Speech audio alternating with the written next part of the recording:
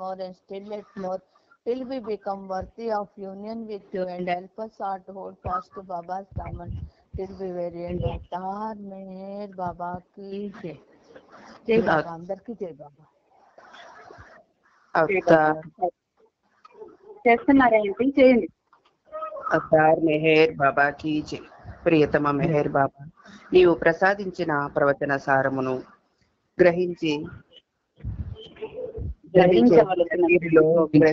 సదవగాహన చేసుకొని వాటిని మా జీవనములలో ఆపాదించుకొని నిజాయితీ తోడను నిర్మల ప్రేమ తోడను వాటిని ఆచరించేలాగా మా అందరిని ఆశీర్వదించు. అట్టి ఆచరణీయత జీవన శైలిలో జీవించున్నట్లా మమ్ములనందరినీ అనుగ్రహింపు. అవతార్ మెహర్ బాబా की जय. बाबा की जय. अवतार मेहर बाबा की जय. अवतार मेहर बाबा की जय. ప్రీతమ మెహర్ ప్రభు మనతో ఈ సమాగమం కోసం, సహజీవన సమాగమం కోసం ముందుగానే 5 నిమిషాలు ముందుగానే మనం వెయిట్ చేస్తూ ఉంటాడు ఆయన. అంచేత ఏమిటంటే ఒక విధంగా ఆయన యొక్క ప్రేమని మనం పొందాలనే తాతతో చేస్తున్నటువంటి ఈ కార్యంలో ఆయన అనుగ్రహం ఆశీస్సులు చక్కగా ఉన్నాయి. అటువంటి అవకాశాన్ని ప్రసాదించిన ప్రభువుకి మనందరి తరపున, ప్రపంచంలో ఉన్న భక్త కోటి తరపున, సద్గురువుల తరపున, ఉన్నతాత్మల తరపున, సమస్త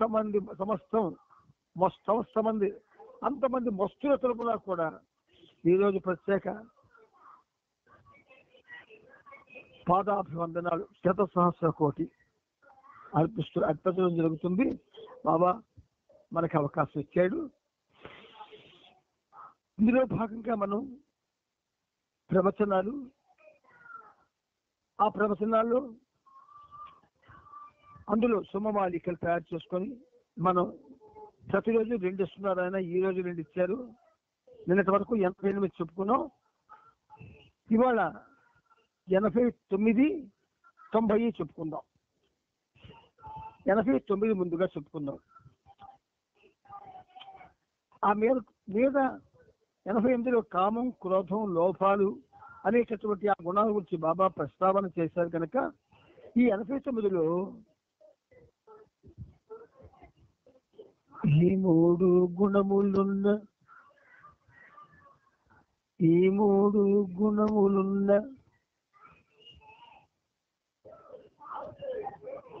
ఈ 3 గుణములు గుమ్మడిగా సాగుతుంటాయని దుర్గుణత్రయము అప్పుడు స్వార్థ నిరాశలకు పట్టుకొమ్మ. ఈ 3 గుణములున్ను ఉమ్మడిగా సాగుతూ ఉంటాయని దుర్గుణత్రయము అప్పుడు స్వార్థ నిరాశలకు పట్టుకొమ్మ. ఇది 89. 90 తనకు తానుగా స్వార్థం ఓడించుకుంటుంది తనను తాను. తనకు తానుగా స్వార్థం ఓడించుకుంటుంది తనకు తాను. కోర్కెలతో సంతృప్తిని కోరుతూ స్వార్థమును పోగొట్టుకొను. ఇది 90. ఏ అరిషడ్ వర్గమైతే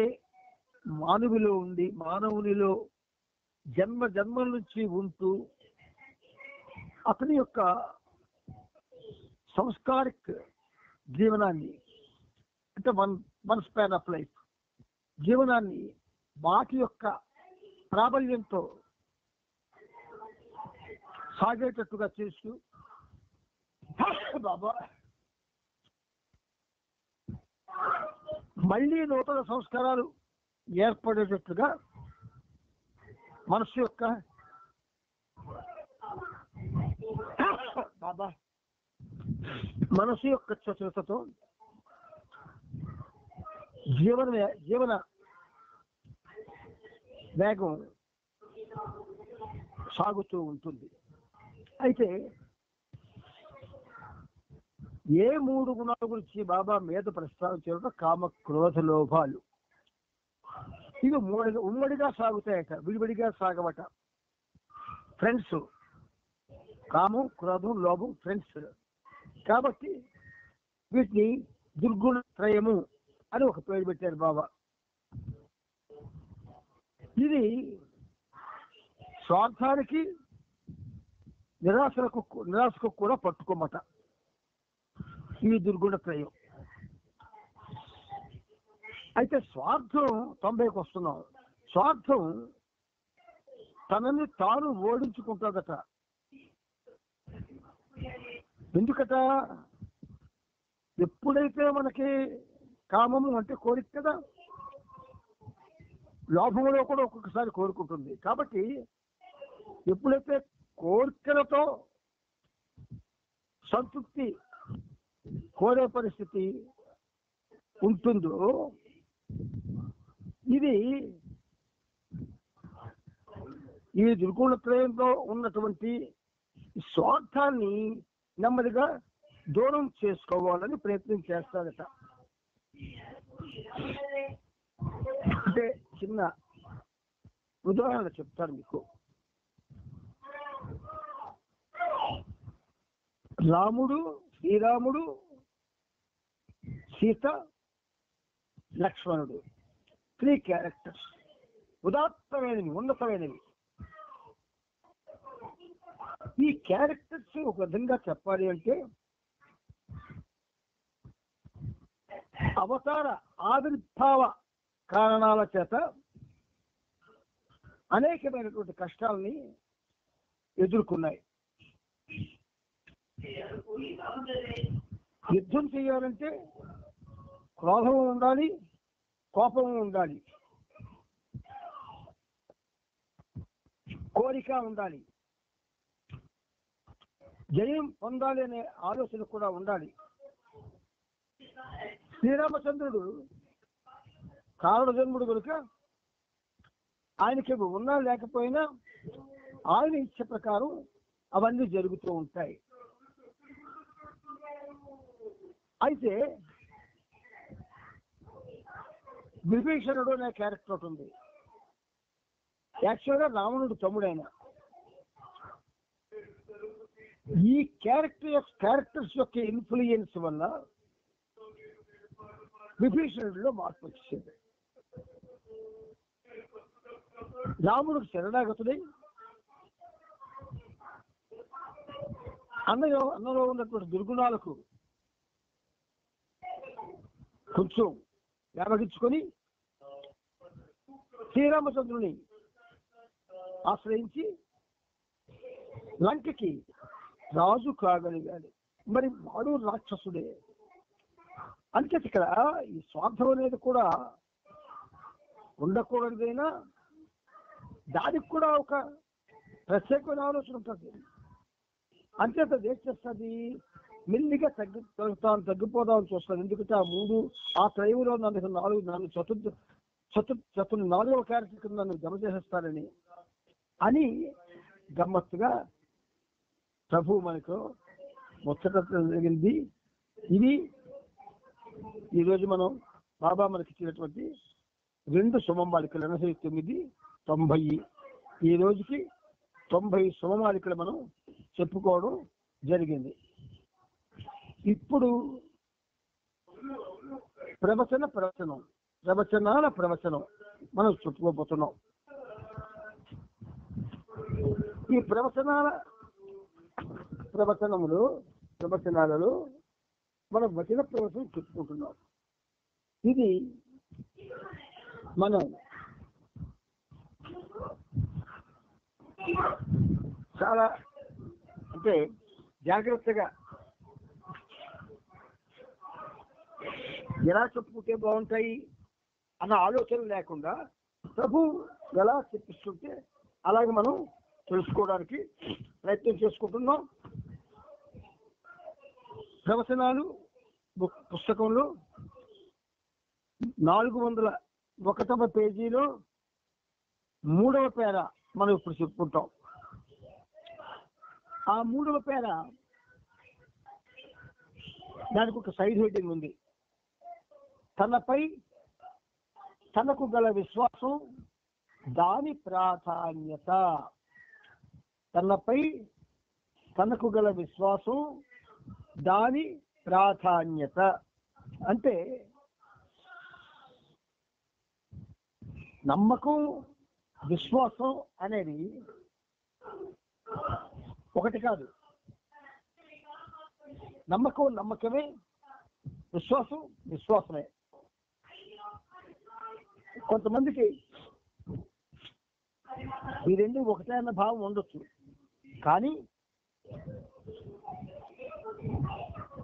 తనపై తనకు గల విశ్వాసం అందరికీ ఉంటుంది, మానవులందరికీ ఉంటుంది. దాని ప్రాధాన్యత ఏమిటో మాత్రం తెలియదు. అది బాబా ఈరోజు మనతో ముచ్చటిస్తున్నారు. ఒకరిపై ఒకరికి నిబంధన లేని, తిరుగులేని విశ్వాసం ప్రపంచం దృష్ట్యా ఆదర్శప్రాయము.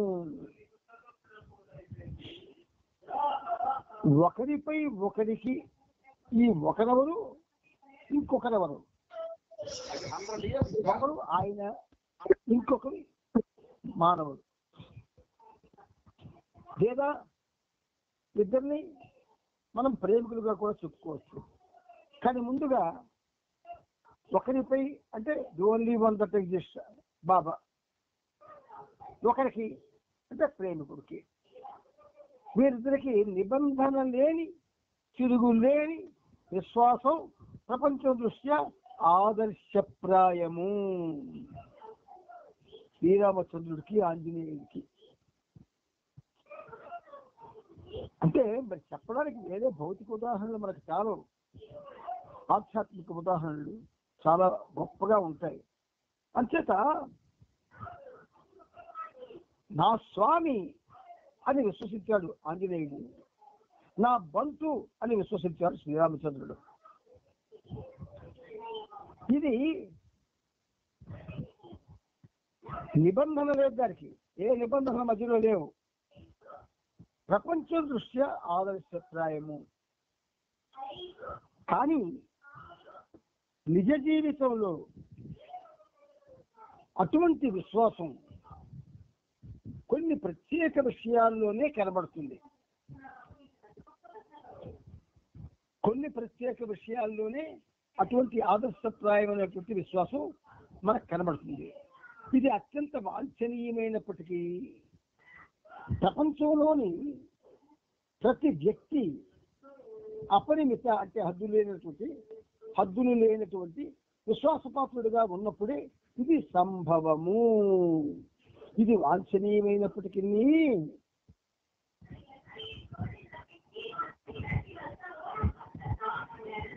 ప్రతి వ్యక్తి అపరిమిత విశ్వాసపాత్రుడుగా ఉన్నప్పుడే ఇది సంభవం.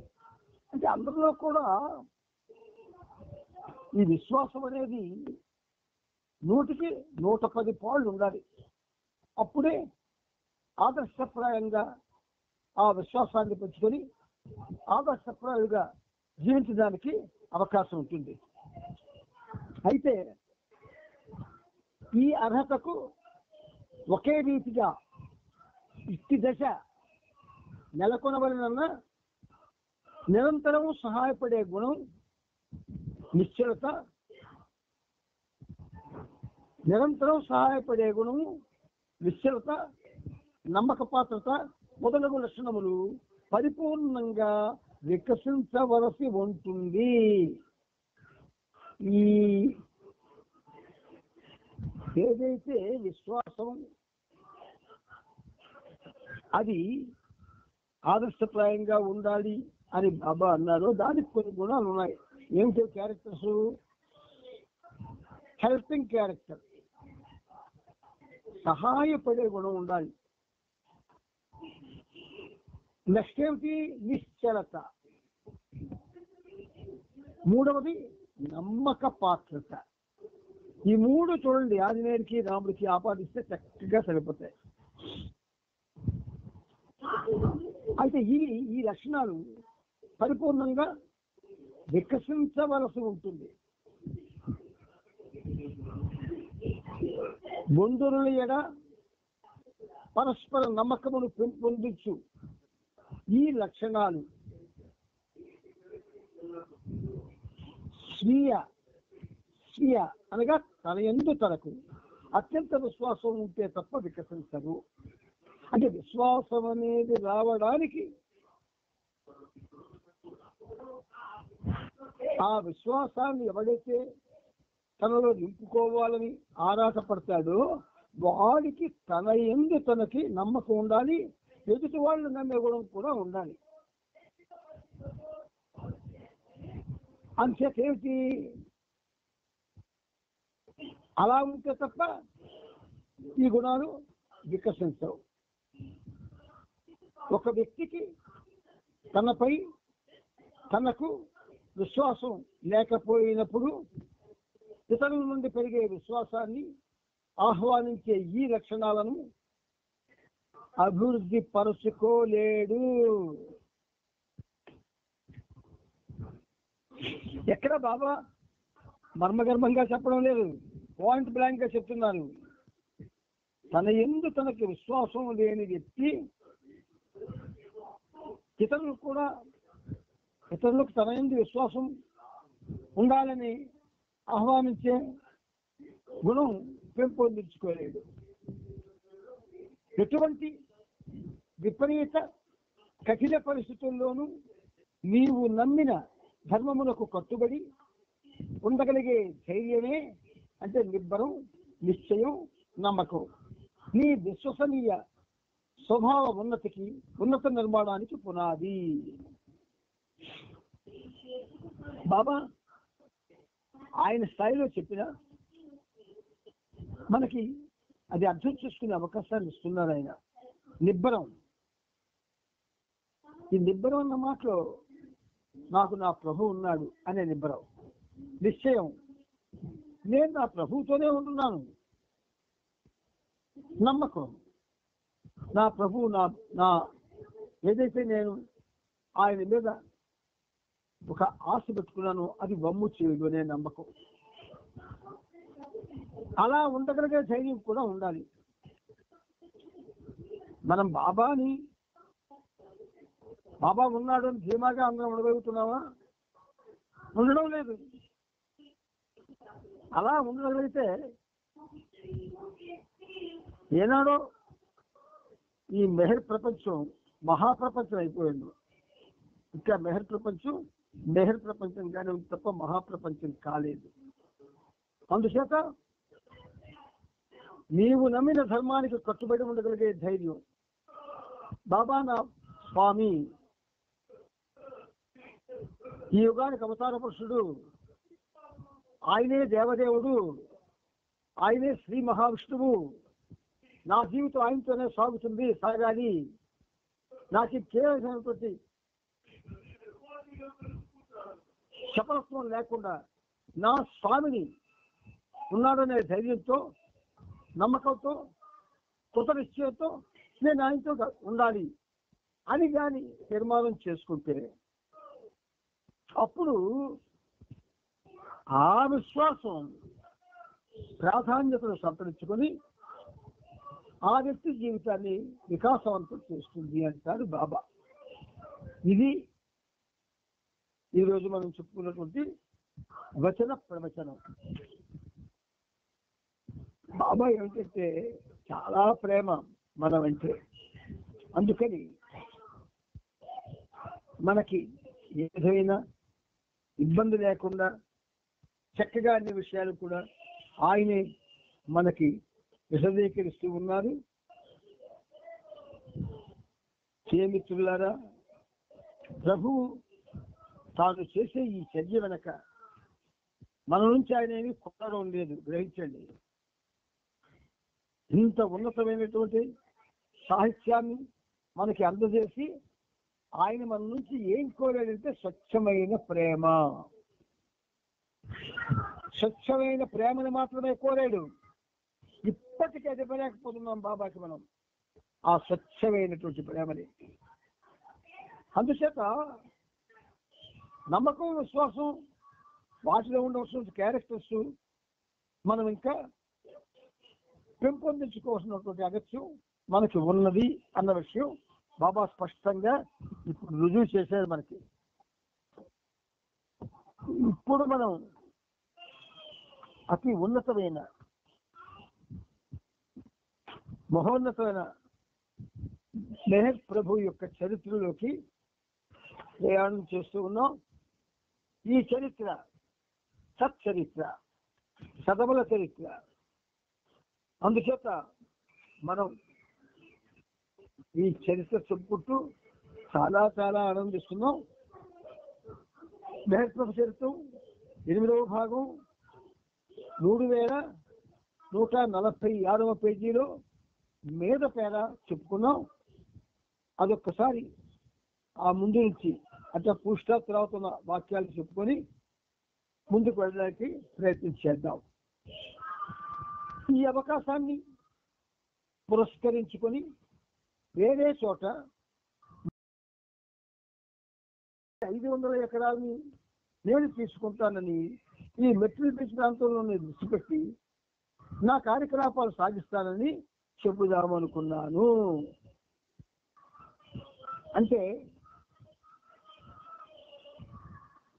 ఇది ఈ మెట్రిల్ బీచ్ ఆ స్థలాలకు సంబంధించి జరుగుతున్నటువంటి విషయాలు.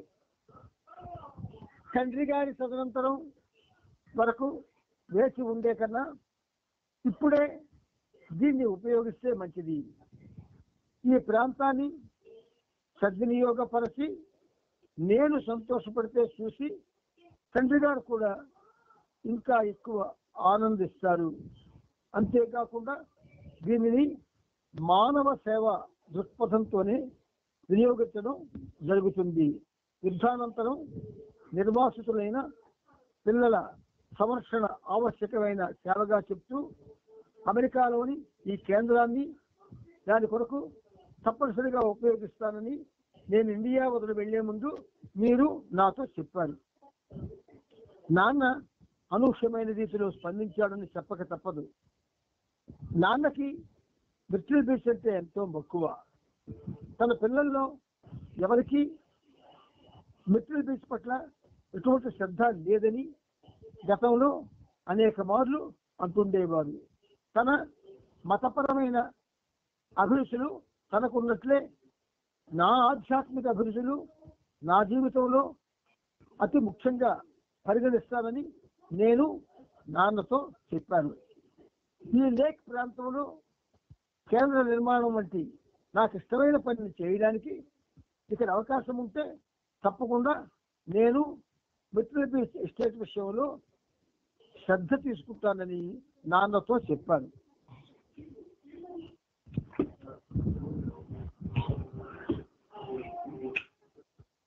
ఆధ్యాత్మిక కోణంలో సహాయం చేస్తూ దీనికంతటికీ వెనుక మీరున్నారన్న భావన నాలో కలగకుండా ఉండడం లేదు. ఎందుకంటే ఈ మొత్తం 1800 ఎకరాల స్థలాన్ని విభజించేందుకు అనేక పరిస్థితులు దోహదపడ్డాయి. భాగస్వామ్య విధానం వల్ల కొన్ని చిక్కులు తలెత్తాయన్న ఆలోచనల వల్ల కానీ, తరువాతి కాలంలో తన ఎస్టేట్కు చాలా మంది వారసులున్నారన్న ఆలోచనతో కానీ మా నాన్న ప్రస్తుతం ఏమీ చేయకుండా ఊరుకున్నట్లయితే ఈ పంపకం అంత సులువుగా అయి ఉండేది కాదు. అయినా ఎవరు ఊహించిన దానికంటే కూడా బాగానే వ్యవహారం పరిష్కారం అయ్యింది. 500 ఎకరాలు ఇస్తానని నాన్న నాకు వాగ్దానం చేయగానే నేను కేబుల్ పంపాను. దగ్గరలోనే దీనికి ఆనుకొని మరొక 300 ఎకరాలు ఉంది. అది కూడా నాన్న తీసుకున్నాడు. కానీ ఆ స్థలం వచ్చే ఏడాదికి కానీ నాన్న చేతికి రాదని నాన్న చెప్పాడు. 1944 మే 15న ఈ 500 ఎకరాల స్థలాన్ని నా పేరున వ్రాయడం జరిగింది. 1944 మే 15న. మీ ఆధ్యాత్మిక కార్యక్రమాలకి ప్రయోజనకారిగా ఈ ఆస్తిని మీకు సమర్పించుకోవాలన్నదే నా ఏకైక బాధ్యతం. దీనిని ఎంత చక్కగా వినియోగించడం అన్నది మీరు ఇక్కడికి వచ్చినప్పుడు మీరే నిర్ణయించగలరు. ఇది హృదయపూర్వకంగా సమర్పించబడిందని మీకు తెలుసు. నాన్న కూడా మనస్ఫూర్తిగా నాకు ఇచ్చాడని చెప్పేందుకు నాకెంతో సంతోషంగా ఉన్నది.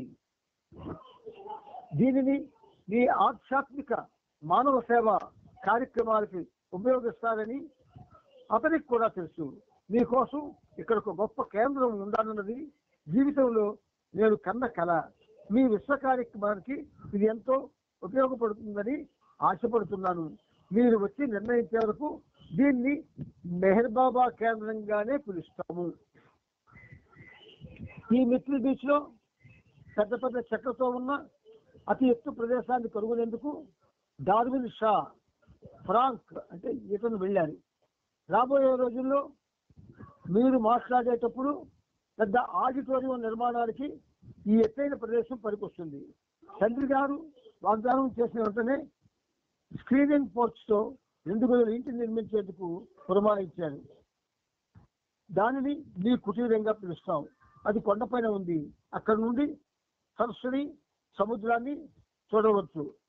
ఎలిజబెత్ బాబాకి లేఖ రాస్తూ చెప్తున్న మాటలు. అభివృద్ధికి అక్కడ మంచి అవకాశం ఉంది. మొదటగా మేమిప్పుడు ఏమి చేయాలో మొత్తం దీని గురించి మీ అభిప్రాయాన్ని తెలియజేస్తూ మాకు ఉత్తరం రాయగలరు. దయచేసి త్వరలో మీరు ఇక్కడికి వచ్చినప్పుడు ఈ ఆస్తిని సేకరించినట్లు తెలియజేసి మాకు ఆనందాన్ని కలిగించగలరు. మీ తలపుల్లోనూ చేతల్లోనూ ఈ ఆస్తి మీ స్వంతం. Elizabeth Patterson. ఆ మిట్రిల్ బీచ్ లో 500 ఎకరాలంటే దాని వాల్యూ అంతా కూడా మనం కట్టలేము. కానీ ఆ రోజుల్లో ప్రభు భవిష్యత్తులో ఏం జరుగుతుందని ఆయన ఊహించారో మనకైతే తెలియదు. కానీ జరగనుంది, ఏదో జరగనుంది.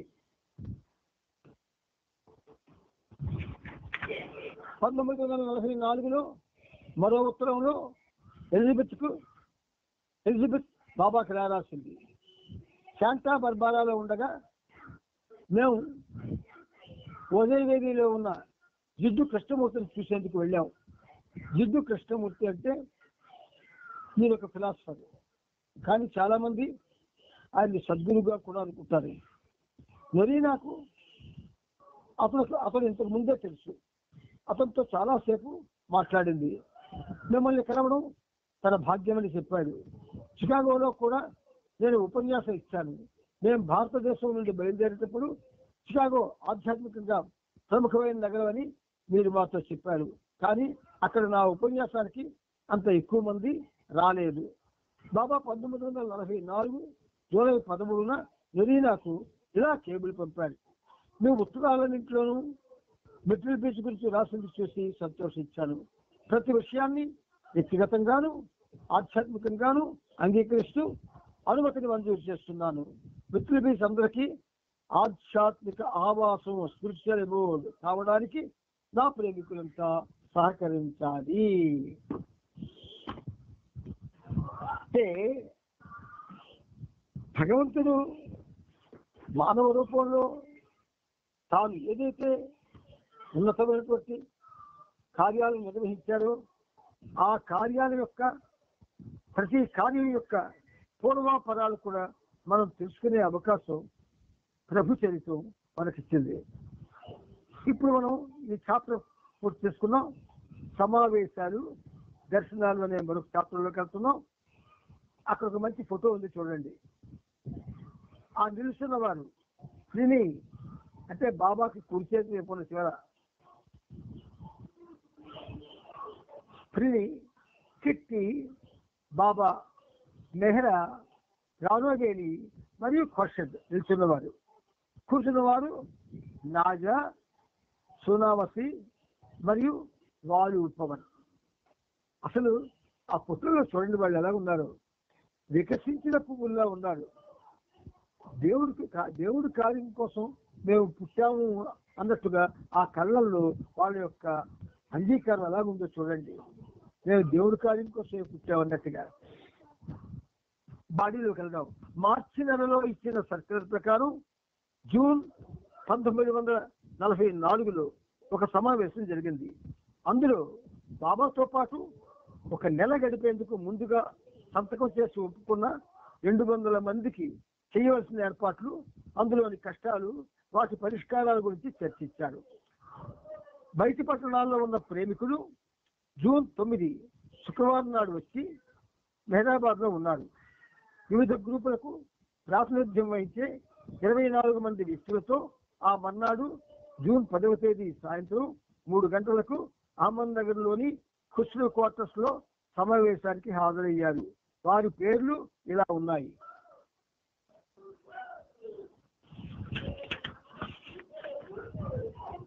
ఆది సీనియర్, ఢాకే, జార్జ్ కేరావాలా, బాబాదాస్, గాడేకర్, జంషెడ్ దేశాయ్, సాంజీ, ఘనీ, జంషెడ్ ఇరానీ, దేశ్ముఖ్, హోమీ భటానా, ఖైకోబాద్, కాకాబరియా, మానేకర్, మాణక్ మెహతా, బెర్జీ సాథా, పండోబా, పాపా జస్సావాలా, పిండు, పఫాలి, రంజు, సదాశివ్ పటేల్, సరోఫ్, విభూతి.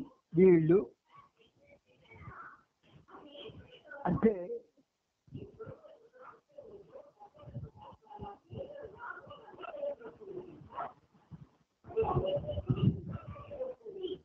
ఈ సమావేశంలో బాబా ఆ పై విషయాల గురించి ఇలా చెప్తున్నారు. గతంలో నేను ఇచ్చిన సర్కిల్లోని కొన్ని విషయాలను చర్చించి ఒక నిర్ణయం తీసుకునేందుకు నా మండలి సభ్యుల్లో ఎంపిక చేసిన మీ అందరినీ, అంటే 25 మంది వాళ్ళు ఇక్కడికి పిలిపించాను. యుద్ధానికి ముందో యుద్ధం ప్రారంభమైన తక్షణమో ఈ విషయాలన్నింటినీ పరిష్కరించి ఆచరణలో పెట్టవచ్చు. ఒక పక్క యుద్ధం పురోగమిస్తూ ఉండగా ఈ సమస్యలు పరిష్కరించేందుకు ఇంతకు మరింతగా జటిలమవుతున్నాయనే విషయం నాకు తెలిసి కూడా వీటి ఆచరణ విషయాన్ని వాయిదా వేసుకుంటూ వస్తున్నాను. పరిష్కారానికి అవి అత్యంత జటిలమైతే గాని నా విశ్వకార్యం సంపూర్ణ స్థాయిలో జరగదు. ఇప్పుడు ఆ పనిని తప్పనిసరిగా నిర్వర్తించే సమయం వచ్చింది. సెప్టెంబర్లో బాబా నాగపూర్ సందర్శిస్తారని, ఆ తరువాత అక్టోబర్లో అలహాబాద్ లో జరగాల్సిన దర్శన కార్యక్రమానికి వెళ్తారని, సంతకం చేసిన 200 మంది ప్రేమికులు డిసెంబర్ నెలలో బాబాతో పాటు 1 నెల రోజులు రాయ్పూర్లో ఉంటారని ఈ సమావేశంలో నిర్ణయం తీసుకున్నారు. అంతేకాక ఇరాన్ ప్రయాణానికి దేశాలు సంపాదించడంలో ఉత్పన్నమైన ఇబ్బందుల వలన తన ఆధ్యాత్మిక కార్య నిర్వహణ కొరకు పెషావర్లోని నోమాన్స్ ల్యాండ్ సందర్శించేందుకు 1944వ సంవత్సరం ముగిసేలోగా వెళ్ళాలని కూడా బాబా నిర్ణయించుకున్నారు. అప్పుడు సాంజీ వైపు తిరిగి అందరి ముందు రావడంతో నీవు అహ్మద్ నగర్, అలహాబాద్ కార్యక్రమాలకు హాజరవచ్చు, అది నువ్వు బతుకుంటే అన్నారు. చూడండి, అప్పుడు సాంజీ బాబా ఎప్పుడూ తన పరిహాసాలకే నన్నే లక్ష్యంగా చేస్తుంటాడు. బాబా ఎప్పుడూ తన పరిహాసాలకి నన్నే లక్ష్యంగా చేస్తుంటారు. టార్గెట్ అనమాట, లక్ష్యం అంటే టార్గెట్ చేస్తుంటారు అని చెప్పగా అందరూ నవ్వుకొని తేలిగ్గా తీసుకున్నాను. కానీ ఈసారి బాబా హాస్యం ఆడలేదు. చూసారా,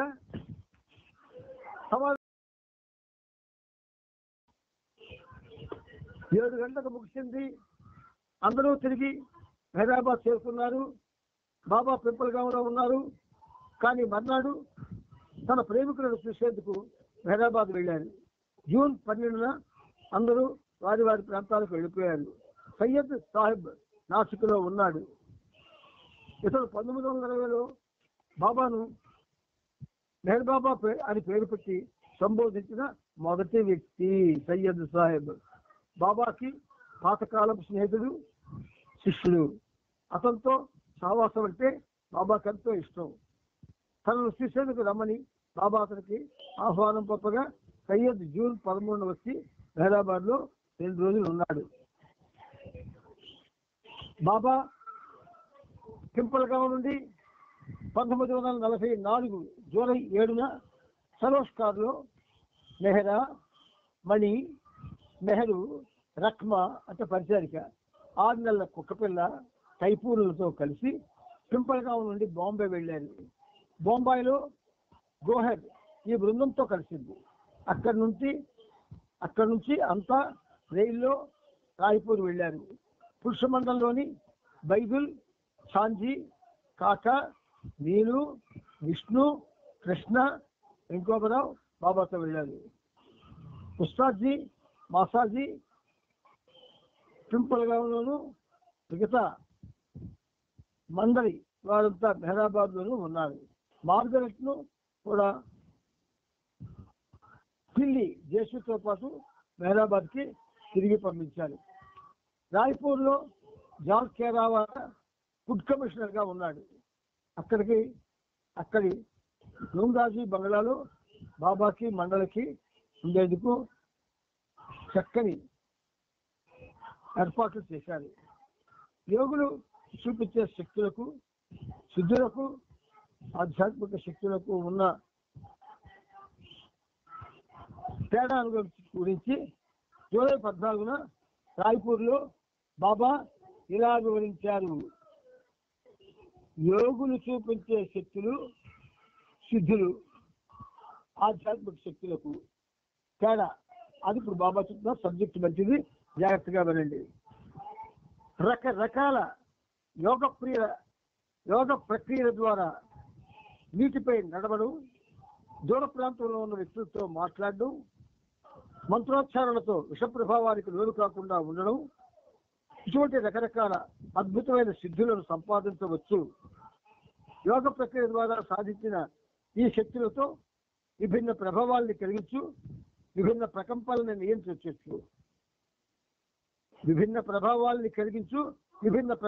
నియంత్రించవచ్చు. ఒక్కొక్క యోగి ఒక్కో ప్రకంపనపై నియంత్రణ సాధించి సాధారణ మానవులకి సాధ్యం కాని రకరకాల విద్యలను ప్రదర్శిస్తాడు.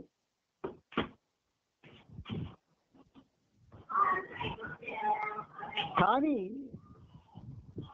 కేవలం ఒకే ఒక్క ప్రకంపనను మాత్రమే నియంత్రించడం ఈ యోగ శక్తి యొక్క ప్రత్యేకత.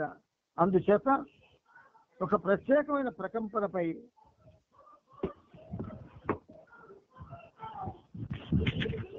పట్టు సాధించి నీటి మీద నడవగల ఒక యోగి మరొక ఇతర శక్తిని ప్రదర్శించలేడు. అలాగే పాము కాటు వల్ల వచ్చే విష ప్రభావాన్ని నిర్మూలించగలవాడు మరొక శక్తిని చూపించలేడు.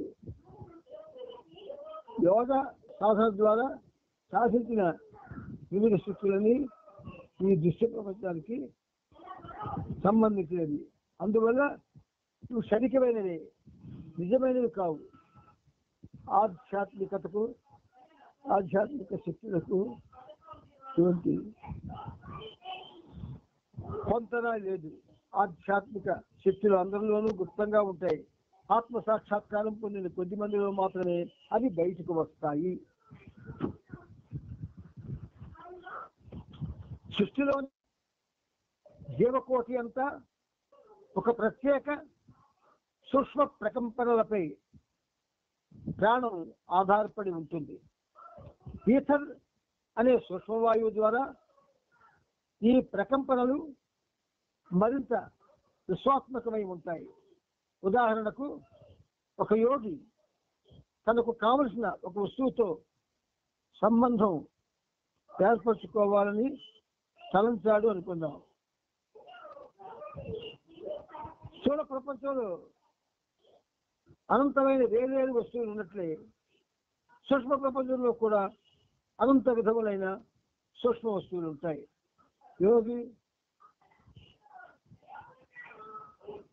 యోగి వీటిలో ఏదో ఒక శక్తిని ఎంచుకొని దానికి సంబంధించిన ప్రకంపనపై నియంత్రణ సాధిస్తాడు.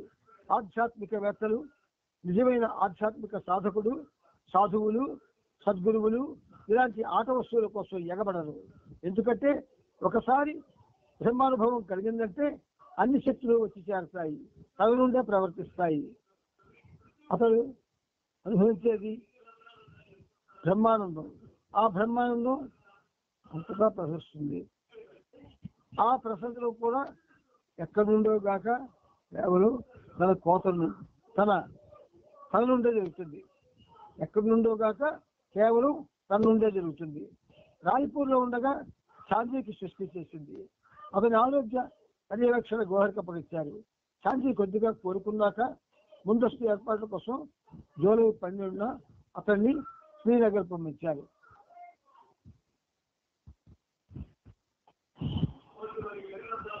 మస్కుల్ని కలిసేందుకు జూలై 14న కాకాను బైదుల్ని వెంట పెట్టుకొని